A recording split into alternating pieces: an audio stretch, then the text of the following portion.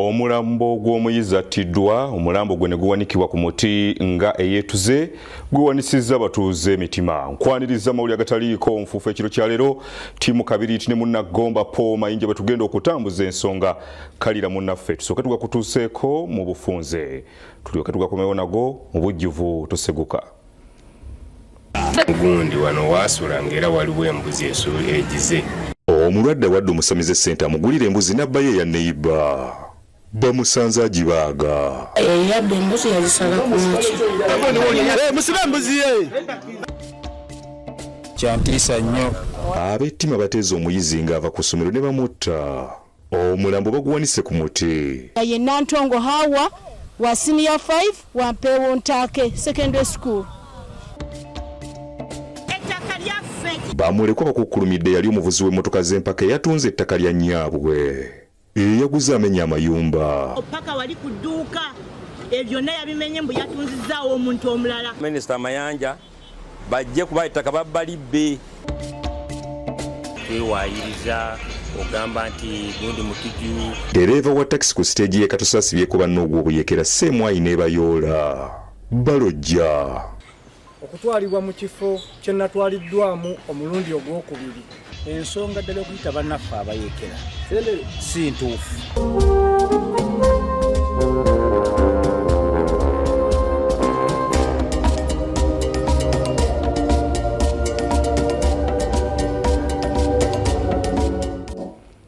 Gataliiko nfuufu tutandise n'ensonga eza poliisi ekutta omusamize agambibwa okubbira omulwadde embuzi ng'eno ya neiba n'agisala asobole okumwambulula. Kitegeerekese ng'omusamize ono bamuwadde ssente agula embuzi kyokka n'asalawo okubba eya neiba. Bibadde Matovu zooni e Makindye Ssaabagabo. Abatuuze bakazakazizza omusamize ategeerekeseeko erya Muhammadi asangiddwa ng'asaddaako embuzi ya mulirwanaawe. Tutuuka ku gundi wano waasula ng'era waliwo embuzi egize. Bwe baagisalidde nga n'embuzi yennyini weeri. Yabba embuzi yazisala ku maki. Naye yali musawo Muganda. Kigambibwa nti omusamize ono aludde ng'asigula ne bakabasajja abo bazze okubasawula era nga mu Isirayiri Matovu zooni e Makindye Ssaabagabo abadde yakamalawo emyezi 4. Oyo abasawo abamu ku abo okusinziira ku ono gwe mbadde ndabako okwettanira abasajja oba abakazi. Kitegeerekese ng'omulwadde yazze bulungi okumusawula era bw'atyo n'amusalira ebintu eby'enjawulo nga bino mwe mwabadde n'embuzi etambula era bw'atyo omulwadde n'asasula ssente z'embuzi eno. Era nkakasa omusawo otegeragana n'omuntu okusobola okukola ekintu ng'ekyo oba gw'ogenda okujjanjaba omuggyako ssente naye si kulinda bintu by'abantu kiro gwe n'obibba bubbi. Kyokka omusamize akatimye Fiina namba atya yeeyise nannyini embuzi n'amujjukira nti embuzi gy'abadde asaddaaka si ya mu Uganda yavudde bweru. Bagenda muleka kati. Musibe embuzi ye.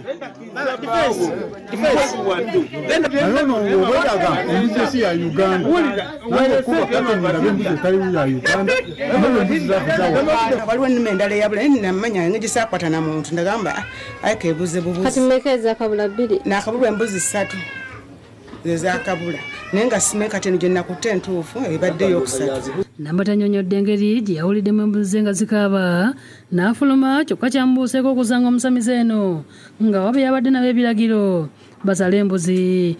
Nasiŋŋana bakutamye awo nga bakutta embuzi bali mu kugisala era nakwata ku mutwe ne ŋŋamba woowa nnyabo musaza embuzi yange ey'olubuto musajja mmwe munzibye embuzi yange.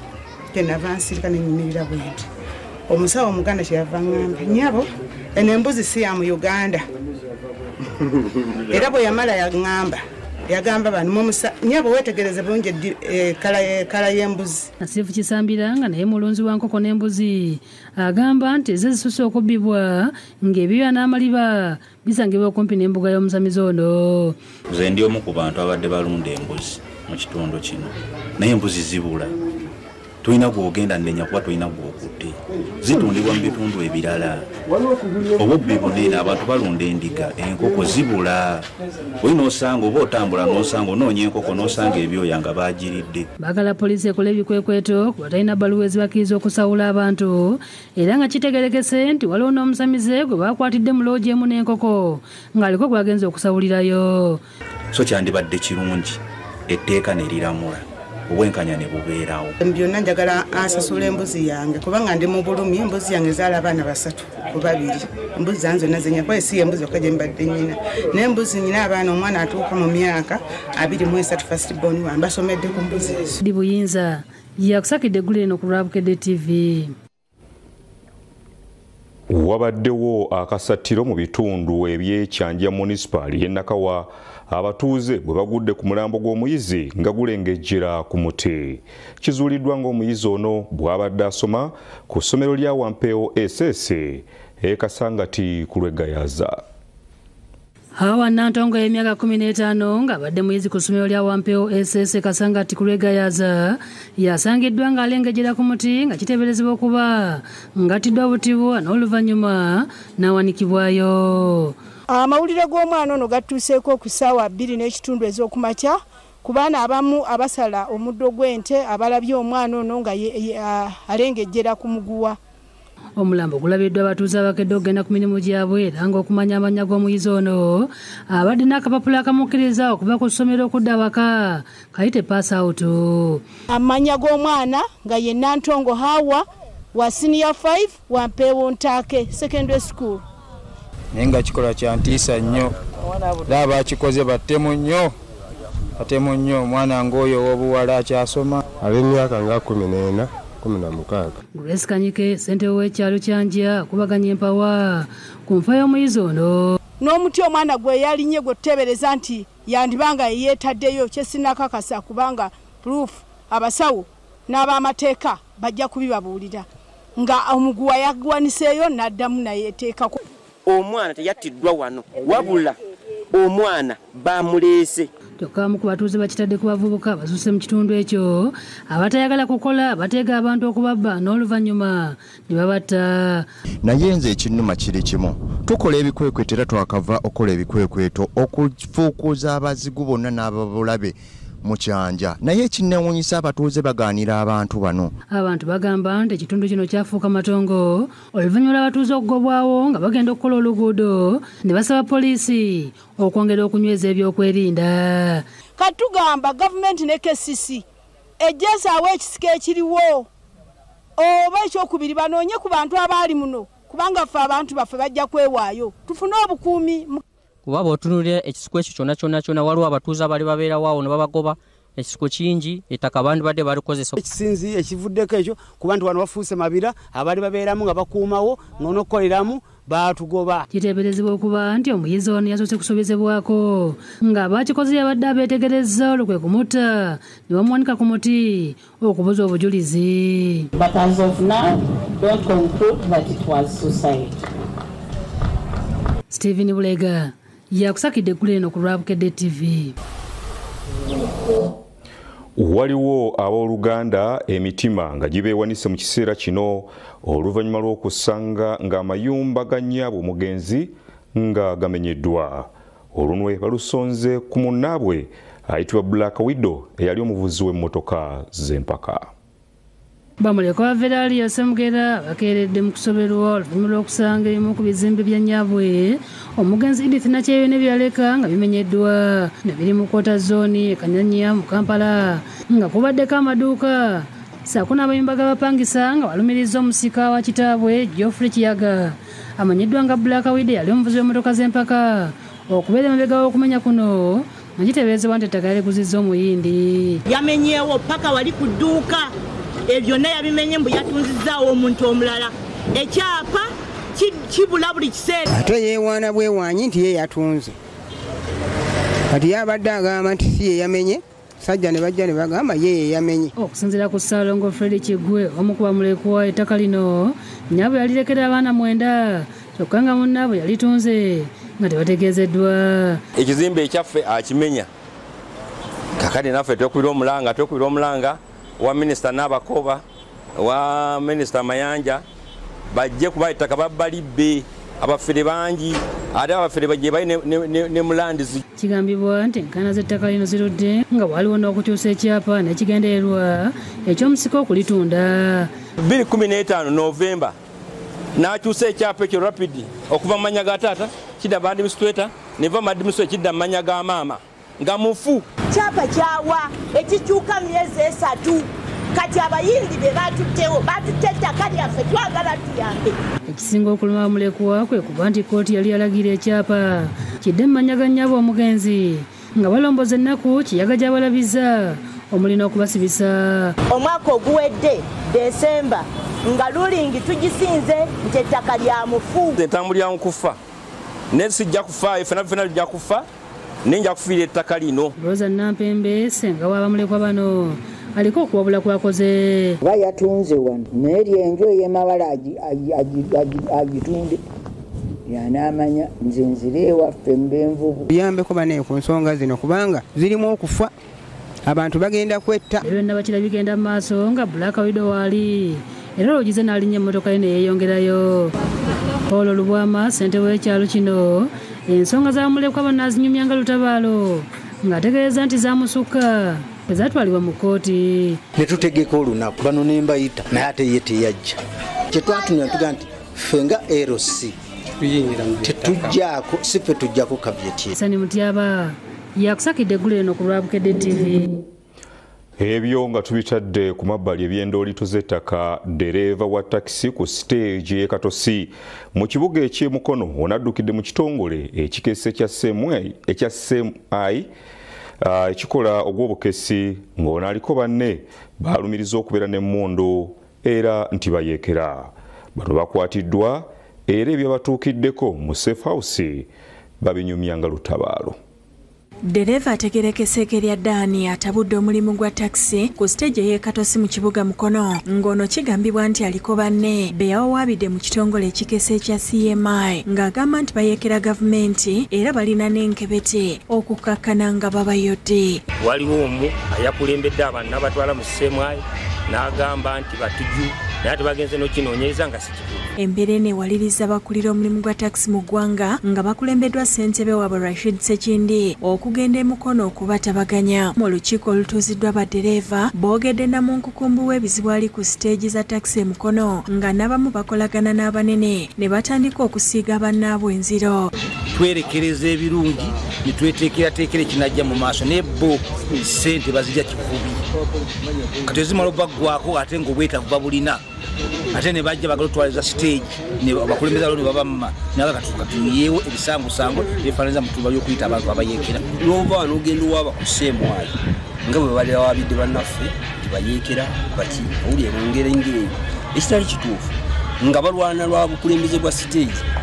Tetulondangako bukulembeze bwaki mpozi oba tugenda kufaana oba nga batulaze olunaku naye nga tetulina mukulembeze bwaki. Ensinkano yeetabyemu ne Michael Segawa amyuka radisi w'e Mukono ng'alabudde baddereeva ku kweyogerera amafuukule mu bakulu n'abajjukiza nti wadde mikwano gy'abakulembeze bali ekamanye.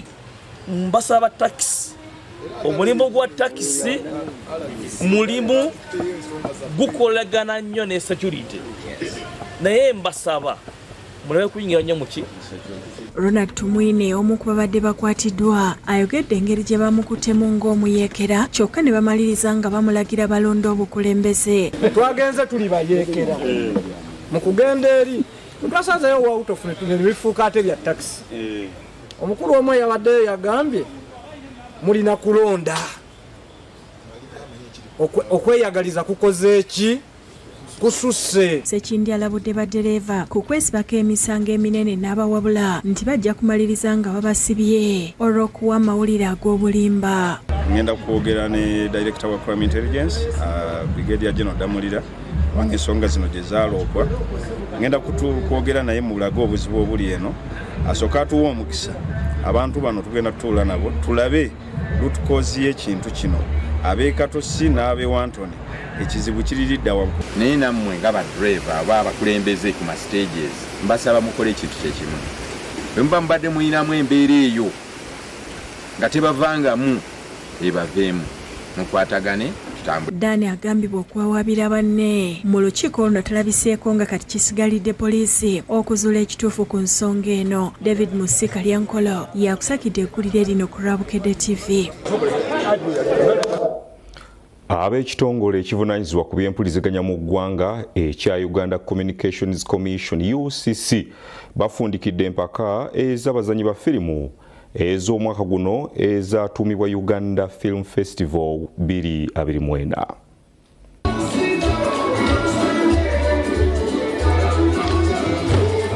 Empaka z'abazanyi ba firimu ez'omwaka 2024 ezategekeddwa ab'ekitongole ekivunaanyizibwa ku by'empuliziganya mu ggwanga ki UCC zeetabwamu abazanyi boolaba mu firimu ez'enjawulo ku TV yo abo bootalaba ababeera emabega w'okuteekateeka firimu zino abawunda abazanyi ba firimu abawandiisi baazo abagatta ebifaananyi n'abalala abagwa mu kkowe eryo. Zibadde ziyindira ku ttendekero lya gavumenti erya tekinologiya Nakawa nga zigendereddwamu okulaba nga abazanyi ba firimu bafulumya firimu eziri ku mutindo gw'ensi yonna n'okubasiima olw'okusanyusa abantu.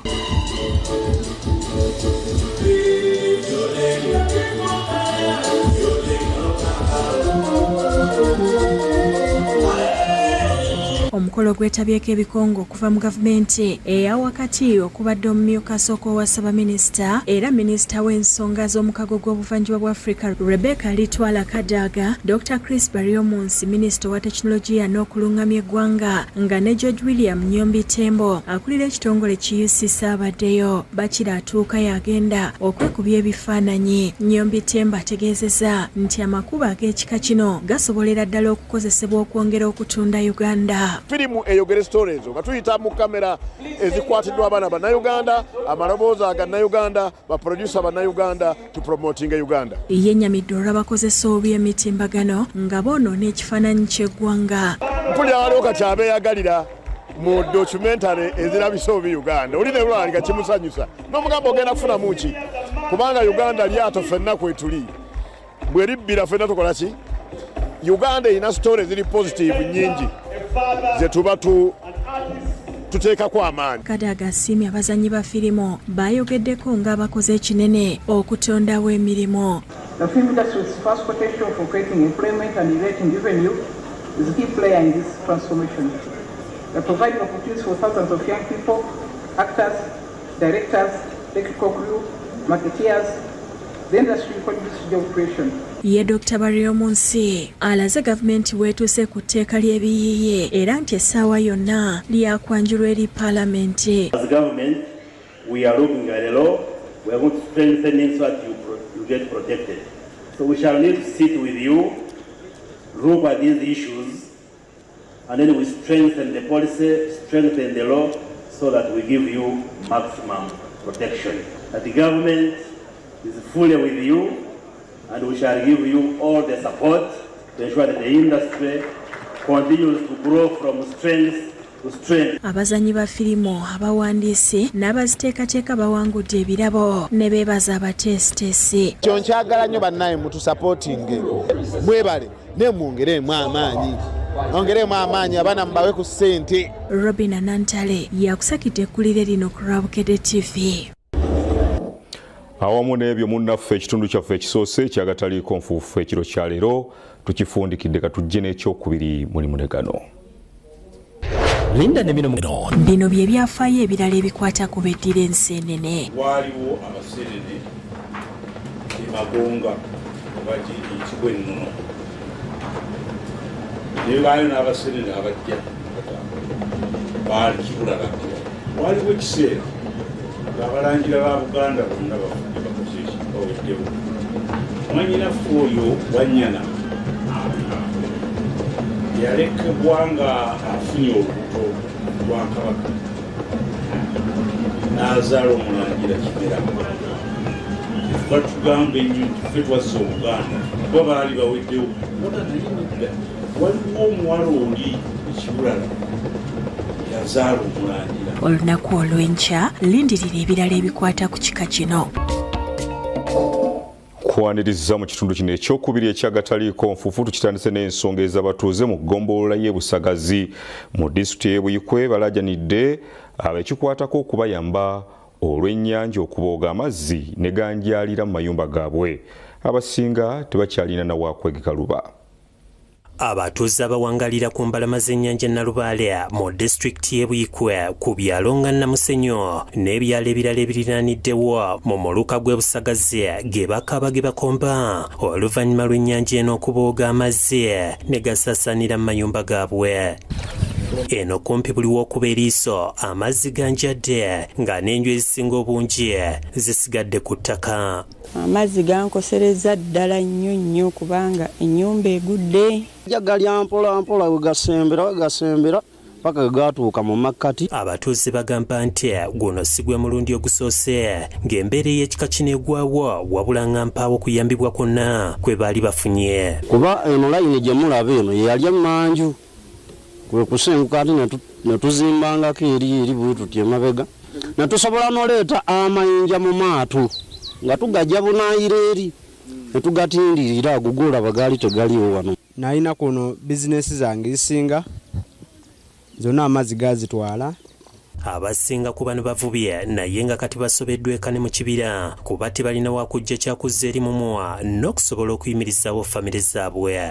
Ne kati nange muno oluusi mwenjija 10 naye oba oliawo ogenza onoonyayo 10 olabiire famire ne bakunyiga.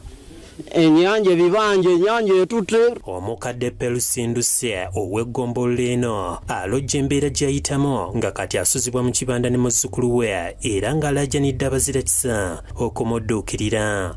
Empewo mpitirivu ate nina kazzukulu kali awo nkamaamira bumaamizi olw'empewo. Njagala kufuna bwenzimba akayumba ne gavumenti enyambe. Abamu bava mu bifo byabwe ne baafuna bwe basola mu kibanda kya filimu. Yeshaluwa Nakato omutuuze w'e Namusenyo agamba embeera mwe bawangalira yasukka dda obw'omulamuzi. Twatuuka ku nsonga z'amaka ezikwatagana n'ebyamaka twabiviirako ddala lw'ensonga tosobola kubeera mu nju omwo amazzi eno nga basazeeko nemukola ekintu kyonna. Bassentebe nga bakulembeddwamu w'eggombolola Sadiq Mutambulya nabo baliko bye boogedde ku mbeera eno. Limu ebintu ebikambwe bingi tusuubira okuba nti mu budde bwonna n'eggonja esobola okujja neetegerawo abantu ne bakwata. Ebyembye bano babadde bakyali kugwa amazzi ate n'ekiddo ne kibasalako nga nakyo kibeewanisizza emitima. Era kyeva olaba kati nga wankunyonyodde nti abantu tebalinawo badda mu buno obudde. Abantu tubasuza abamu basula ku mbalaza za bannaabwe abamu ne basulako mu bibanda. Enteekateeka ya Green Schools Initiative egendereddwamu okutaasa obutonde bw'ensi ewomeddwamu omutwe ekitongole kya Food and Agriculture Organization ekitebe kya Buswidi mu Uganda nga biyambibwako kampuni ya Vision Group etwala ne Bukedde Family. Kinajjukirwa nti bano si be basoose okukosebwa olw'okubooga kw'ennyanja nga n'ebitundu ebirala okuli Kalangala, Bukakata Masaka ku mwalo gwa Port Bell Lusira ne Panda Piel mu Nakawa, Kigungu Entebbe n'awalala nabo bazzi balajja n'olw'embeera y'emu nga bwe tuzze tukulaga mu mawulire gaffe. Okusuula mu kasasiro mu mwara emyalo egyo kiba kitegeeza amazzi we gajja gagenda butatambula gatawaanye enguudo gatawaanye abantu. Marvin Museyeye yakusakidde eggulire lino ku lwa Bukedde TV. Ate mu mboozi yaffe eya Uganda Zaabu katukuzeeyo mu kkumiro ly'ebisolo erya Queen Elizabeth awasangibwa omukutu gw'amazzi oguyitibwa Kazinga Channel. Kakati eno wali ebisolo ebibeerayo era nga bibeera byekubira ddubi mu ngeri y'okusaliza saako ebinyonyi ebiseeyeeyeza ku mazzi. Bagamba nti okutambula kulaba naye Uganda nsingagga erimu ebyewuunyisa ntoko by'omanyi ne by'obadde tonnazuula. Omuzungu kyava agituuma ekkula lya Africa. Wano ku Bukedde TV tusazeewo okugikulambuza okuva ku nsalo okutuuka ku nsalo mu ggulire lye tutuumye Uganda Zaabu.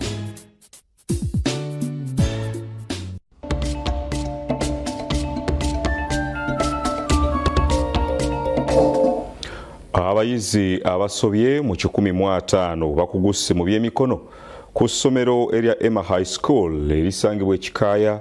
Bano batikiddwa ne bakwasibwa n'amabaluwa gaabwe. Kinajjukirwa nti mu kalikulamu empya essira eriteeka nnyo ku kutumbula eby'emikono. libadde essanyu jerere ku ssomero lya Hema High ekikaaya mu Kampala ng'abayizi abasomye mu 15 batikirwa amasomo g'ebyemikono kiyite DIT oluvannyuma lw'okumala ekiseera nga babangulwa bakuguse mu byemikono omuli okutunga ebyalaani okufumba keeki okulunda obumyu emisono gy'engoye n'ebirala.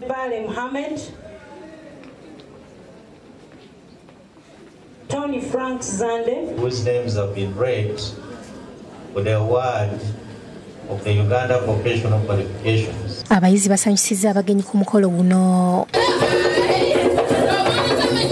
Dr. Michael Kumu amyuka akulira okwekenneenya abayizi era n'okubakakasa mu kitongole kya DIT yakuliddemu amatikkira n'asiima abatandisi b'essomero lino olw'okusebya emikono ku mwanjo ekiyamba abantu okwetandikirawo emirimu. I encourage you to really support schools like Hema High School in skilling. Parents, please don't get tired. This thing is expensive, but it will produce results. Akutidde abatikkiddwa okubeera abeesimbu nga bakola ate bakuuma amabaluwa gaabwe. It is through your hard work that you will achieve more.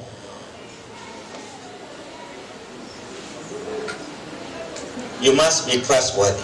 Hamani Muchibi omukulu w'essomero lino ategeeza nga amatikkira gano bwe gagendereddwamu okulaga abayizi nti ebyemikono bya mugaso nnyo.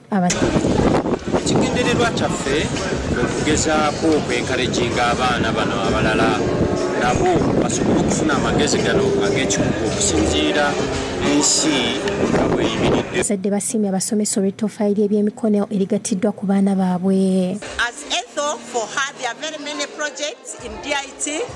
Ethel herself, she took beadwork and she's very active and she's excelling. Abayizi nabo basiimye essomero olw'amagezi g'omutwe agabaweereddwa.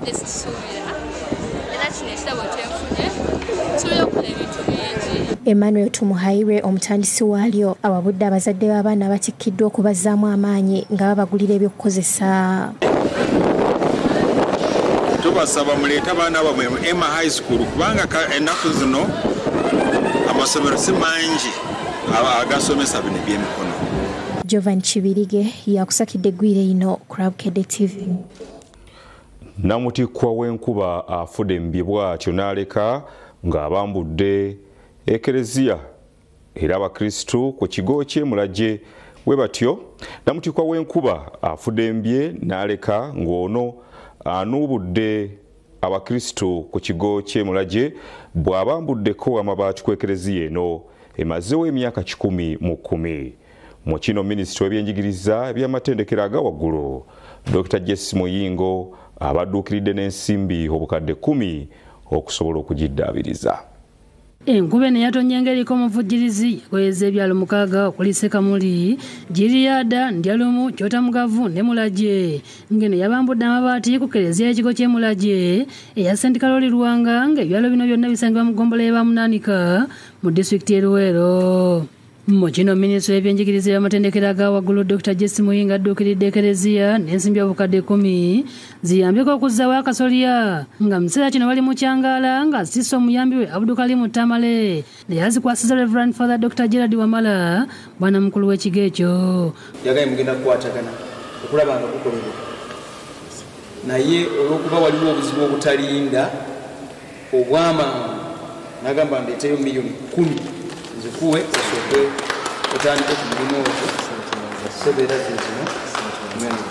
Father Wamala abalambuza ekifo ekyatikkuseeko amabaati ng'ategeeza ng'omulimu gwonna bwe gwetaaga ensimbi obukadde 5. Manje amabaati nga 89 gayonooneka agamu gali wano gamugalaba. Asiimye minisita olw'okudduukirira okuzimba yeekaalu ya Mukama n'akakasa tigwakugibwako akawo ku bbalaza. So twagala okwebaza nnyo Dr. Jesse Muyingo olaba nti wadde taliiwo naye alumirwa miliyoni ezo 10 zigenda tuyambira ndishuwa nti ku Mande tugenda kutandika omulimu. David Sempiira ssentebe w'ekyalo Mulagye naye asiimye minisita olw'obutasuulira Ekereziya eno eyazimbibwa mu mwaka gwa 1914 nga yakamalayo emyaka 10. Naye nga miliyoni 9 ne ssente endala zazze ayamba byonna nyongera okumwebaza. Alambudde n'oluguudo oludda Ekimwanyi Namakofu oluli mu mbeera embi nga nalwo enkuba yalwonoonye nnyo.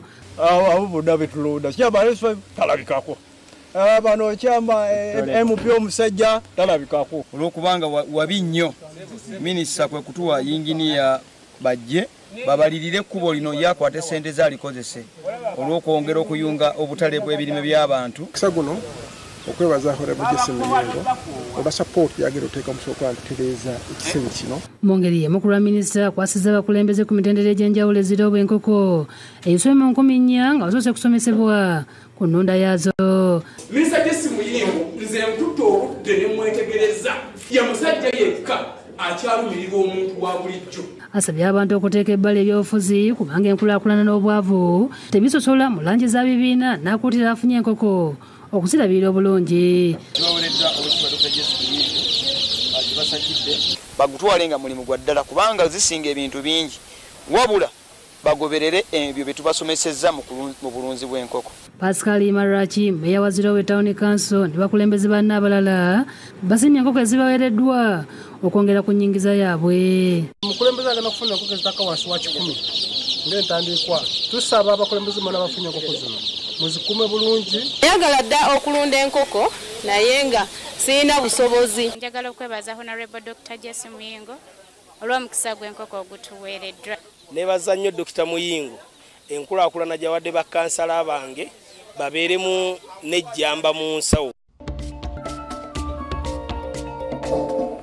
Bazzukulu ba Lwomwa abeddira endiga bano bakuŋŋaanidde ku butaka Embaale Mawokota okutongoza omulimu gw'okuzimba ekkadiizo eri ekika kino n'okutongoza olukiiko olukulembeze olwalondebwa Lwomwa omujja oluvannyuma lw'eyaliko Engineer Daniel Bossa okubula. Mu kutuuka Embaale Mawokota ku butaka bw'ekika ky'endiga, Romeri yalwasibuuza abo ayaniriziddwa bajjajja b'amasiga ne bammemba b'obukiiko n'asimba omuti ne Katikkiro we Dr. Frederick Nkongese Kubunga. Omukolo gwetabyeko Oweekitiibwa Joyce Nabbosa Ssebuggwawo, minisita ombeezi wa tekinologiya nga ku mulimu gw'okuzimba ekkadiizo abawadde obukadde 10. Naye nange kanneeteme obukadde 10. Lwomwa abuuza abo abakubiriza okujjumbira emirimu gy'ekika ate beewala okubuuka emitendera nga waliwo ensonga eyeetaaga okukolebwako. Njagala tuwe ofiisi buli emu nga bwe tuba tugiwadde ekitiibwa kyayo. Abazzukulu kiddamu tuwe ofiisi zino ebitiibwa byabyo. Bw'obanga olina okutuukirira ow'olujja, ow'olunyiriri, ow'omutuba, tobuuka mpyezo, tobuuka bajjajjaabo. Tuyina omuze ogwagala okwanguya ebintu ebimu ne tukola ensobi. Batongoza n'olukiiko olugenda okukola ne Lwomwa era ne bakwasibwa amabaluwa nga bye babakuutira okukola n'obumalirivu. Twafuna abakyala wabaddewo n'omusomo ogukwata ku buwangwa n'ebifo ebyobulambuzi n'amakulu agali mu kuteekawo ekkadiizo oguweereddwa Fred Nsibamba owa Cross Culture Foundation. Tulina okutuuka ekiseera nga buli omu amanyi jjajjaawe omutuba olunyiriri nga asobola okwogera nabo mu ngeri ez'enjawulo. Ensimbi obukadde 10 ziweereddwayo okuzimba ekkadiizo. Minisita Joyce Nabbosa Ssebuggwawo akkaatiriza ensonga y'abazadde okuyigiriza abaana baabwe okwagala ebika n'obujjumbize ku nsonga z'obuwangwa. Lwaki tulina ebika? Kubanga mmanye nti ebika bino bye bitufuula ki kye tuli, ne bituwa ekitiibwa n'okutufuula ki kye tuli. Omuntu atalina kika oyo aba talina ntandikwa oba talina gy'alaga. Lwomwa abuuza abo n'abagenyi be batadde omukono ku pulaani y'ekkadiizo erigenda okuwemma akawumbi kamu n'obukadde 4. Lydia Nakiguli yakusakidde eggulire lino Crowdcade TV. Ate abakyala ba Advent e Nakwero munisipaali ey'Ekira bakuzizza olunaku lwabwe. Abakyala aba Advent ku SDA Church East Kampala e Nakwero mu Kira munisipaali bajaguza olunaku lwabwe olwa Human Ministry Sabbath olukuzibwa buli mwaka okulaba nga bongera okwenyweza eri omutonzi.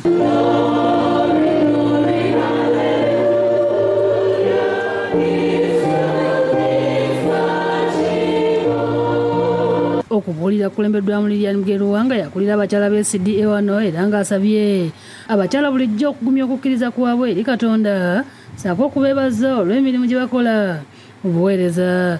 Olwokuba nti tujaguza nti abakyala bavuddeyo baweereza Katonda waabwe, baweereza mu gavumenti, baweereza mu maka, twagala okwebaza abakyala era olunaku luno lwakujaguza lwa mirimu gy'abakyala egy'obuweereza. Dr. Rebecca Kivumbi Mayanja akulira abakyala b'SDA Kira Central District mu bulabizi wa Central Uganda Conference ne East Kampala SDA Church ategeeza nga kino bwe bakikola okwongera okuzzamu abakyala amaanyi. Tugenda kwongeza because it was a very timely message.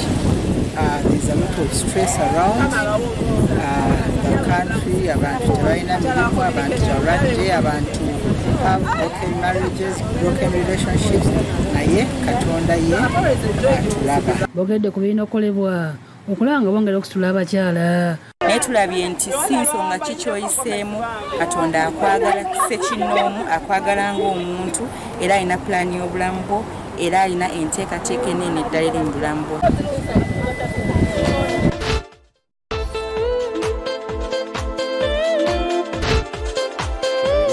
Nga Uganda Cranes yetegekera okwambalagana obutereevu ne Algeria ku Mande ya wiiki ejja, ttiimu ezzeemu okutendekebwa e Namboole ng'ate bo aba Algeria bataka mu ggwanga.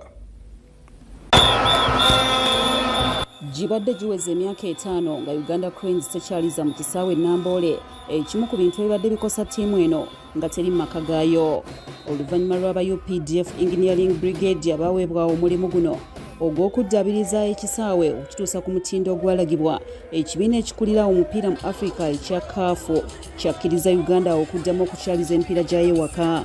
Olunaku lw'eggulu abawagizi abeeyiye mu kisaawe kino bazzeemu okufuna essanyu oluvannyuma lwa Uganda Cranes okumegga abagenyi aba Botswana gooli emu ku bwereere nga yateebeddwa Muhammad Shaban mu kitundu eky'omuzannyo ekyokubiri mu ddakiika ey'ensanvu-mu-ennya. Lead, and it's a substitute, Shaban, who's the scorer. Ttiimu ezzeemu okutendekebwa olwaleero mu kisaawe Namboole ng'abazannyi bonna balabise nga bali mu mbeera nnungi. I just play my game. Teammates helped me from the first day that they come here. I'm new, so they helped me a lot. And also in the pitch, you can see that we are together and we help each other. So this makes all of us, our personal performance to be better if we help each other. Abawagizi ab'enjawulo boogedde ku mupiira guno. nga tetwagala byakuddawo byakusaba nti gundi singa tukubira gundi ng'ate gwe wamulemwa ate n'osaba muntu nti gundi ankubire gundi. Naye kye twatandiseko olwo olugendo nti ffe twekubire abantu baffe be tuli nabo mu kibinja ekyo obuwanguzi natuuse ku bw'amaanyi nyera bujjo kye tulina nga bannayuganda. Ekyabuzeemu bano abaana baffe beesaasira nnyo. Katolaba bano we bayingizza Sabaani n'ono omwana wa Kitala ne bateekawo embeera. Omupiira gwagala kussaawo mbeera na kudduka. Uganda ekumawo mu nsiike olunaku lwa Mande nga bakyaza abakulembedde ekibinja kino ekyomusanvu aba Algeria mu kisaawe Namboole. Uganda okuwangula omupiira guno abawagizi bawadde endowooza zaabwe ku byetaagisa okukolebwa. Kuba Algeria yo twali tugiwa ekitiibwa nga luli ng'ate tulina system ffe yakuzibira neero tubongereko amaanyi ge twakoze jjo Algeria tujja gikuba. Kenneth Ssemakula tumugye mu namba 6 kuba tugenda mutta. Twevisi mutyaba tumanye kyalina okukuba. Algeria si ttiimu nyangu, ndowooza balina okugyamu kali akedde akagamba nti Algeria ze zaali ettiimu ez'amaanyi kontinenti wano, naye nga kati ebyo byaggwa byali byadda, kati buli kimu kisoboka. Balina okwewaayo ne bekkiririzaamu nti naffe omupiira wano e Uganda gwakola ki?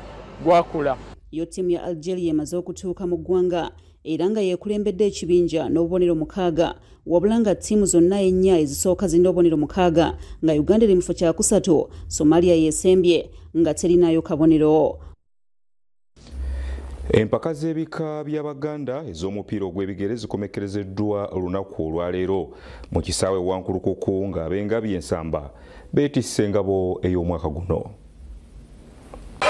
Era ng'omupiira tegunnatandika wabaddewo omukolo gw'okulambula ennyiriri eza ttiimu nga gukulembeddwamu omugenyi omukulu Ssaabalabirizi w'ekkanisa ya Uganda Stephen Kazimba Mugalo ne Katikkiro wa Buganda Oweekitiibwa Charles Peter Mayiga. Oluvannyuma ensiike eneggiddwako akawuwo nga mu ddakiika 10 ezisooka Vienna Ssekanjuga ateebye eggoolo ey'engabi ensamba esookera ng'eyabadde ey'obuwanguzi.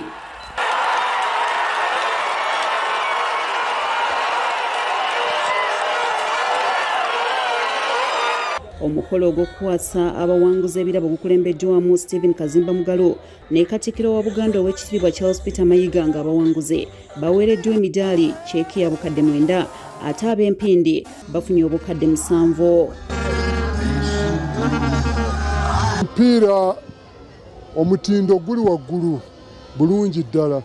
Ndabye nga bazanyi bazanya omupiira ogwakawoowo.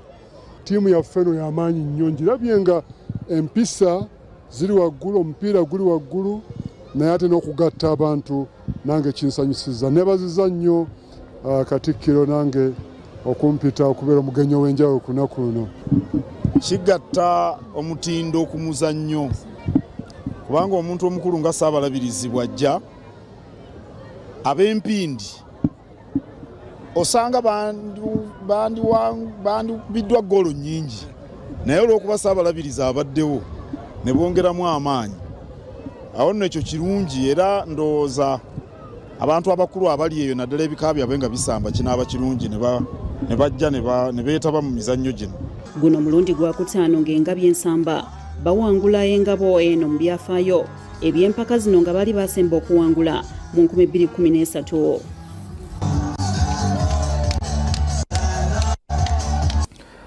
Mu mizannyo egy'amasomero aga siniya egy'okusunsulamu mu Wampeewo Zone, abaggayaza High School ne St. Matia Mulumba Kungu ge gamu gayiseewo okukiika ku disitulikiti. Gayaza High School okutuuka ku buwanguzi mu bawala baameze Wampeewo Ntake SS ku bugoba 3 ku bwereere ng'empaka zanyumidde nnyo abantu ate mbalenzi final teyawedde oluvannyuma lwa Wampeewo Ntake SS ne Comprehensive College Kiteetikka okuggwa nga basibaganye obugoba kamu ku kamu okutuuka obudde okuziba nga kati bano bagenda kuddiŋŋana ku lwokubiri okufunako omuwanguzi.